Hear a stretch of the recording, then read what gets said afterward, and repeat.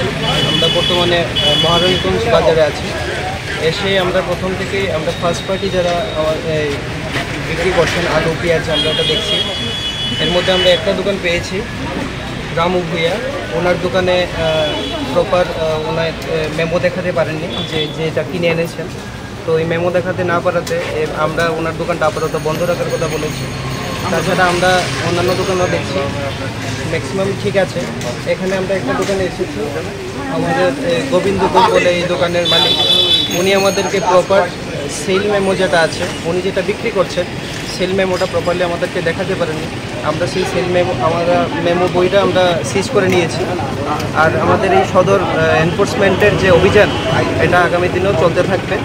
এবং আজকে আমাদের মধ্যে উপস্থিত আছেন আমাদের এসডিসি কোর্ট সদরের আমাদের ইন্সপেক্টর আছেন, চিফ ইন্সপেক্টর আছেন আমাদের সাথে legal metrology, agri officer, food safety officer এবং সম্পূর্ণ এই টিম প্রতিনিয়তভাবেই সেল ট্যাক্সের অফিসার আমাদের মধ্যে আছে। আর এই টিম প্রতিনিয়তভাবেই বাজারে